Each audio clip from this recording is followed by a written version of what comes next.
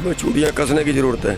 अभी कोई तय नहीं हुआ, लेकिन कुछ ना कुछ तो मेरे ख्याल से भी करना ही पड़ेगा, क्योंकि अगर ऐसे बैठे से बात मानते तो 100 दिन में मान जाती। बैठेंगे तो आखिर कब तक, और दूसरी चीज़ बैठेंगे तो लोग परेशान तो लोग होंगे, सरकार तो परेशान है नहीं। अब सरकार को परेशान कैसे किया जाए वो सोचने वाली बात है। पिछले 100 दिनों से चल रहा किसानों का आंदोलन अब तेज हो सकता है। 41 दिनों से बातचीत में आए डेडलॉक ने किसान नेताओं को बेचैन कर दिया है। ऐसे में भाकियू प्रदेशाध्यक्ष गुरनाम सिंह चढ़ूनी ने आंदोलन की चूड़ियां कसने का ऐलान कर दिया है।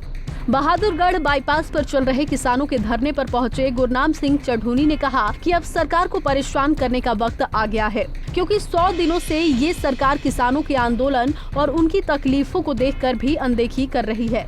रणनीति बदलनी पड़ेगी। अब चूड़ियाँ कसने की ज़रूरत है।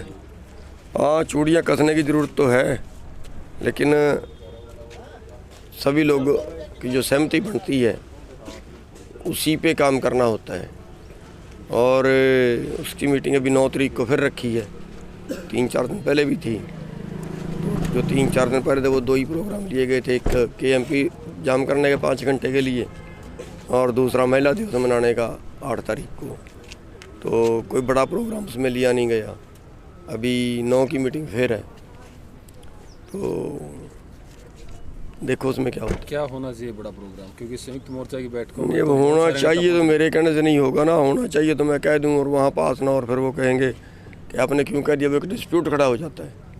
इसीलिए हम पहले ये भी नहीं कह सकते क्या होना चाहिए। लेकिन राकेश टिकैत तो लगातार कह रहे हैं कि संसद पे झंडा फहराएंगे, पार्लियामेंट पे लेके चलेंगे ट्रैक्टर। अब वो जाने क्या है, वो तो बर्बाद में नतीजे ही भुगतने पड़ते हैं। जैसे किसी ने कह दिया लाल किले पर झंडा फहराएंगे, फिर आया स्वाद।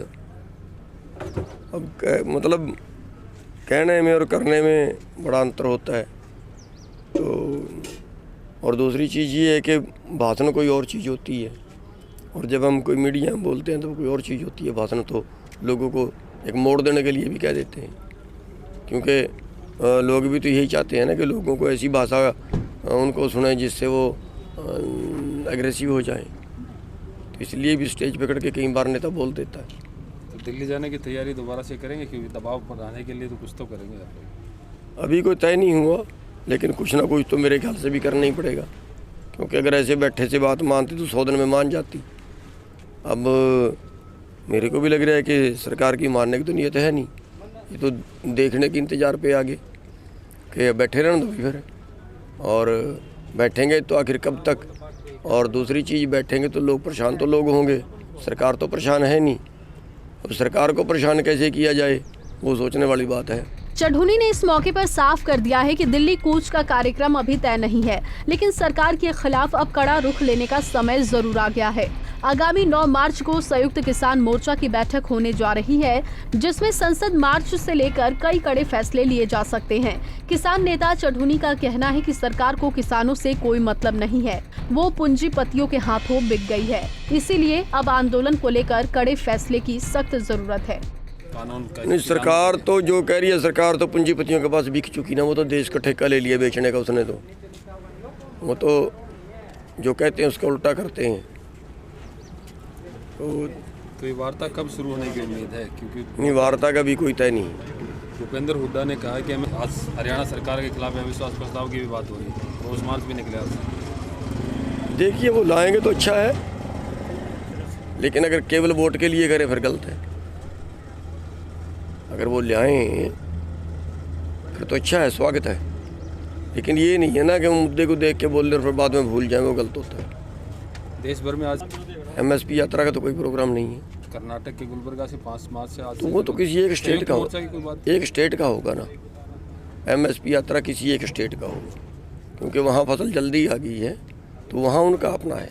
वो संयुक्त किसान मोर्चे का ये नहीं कि सारे देश में हम कर रहे हैं, वो कोई यात्रा नहीं। तो KMP बंद करने का डिसीजन, पहले रोड जाम भी किए, टोल फ्री कराए, अब KMP दोबारा से बंद कर रहे हो, KMP पे भी ट्रैक्टर चलाए।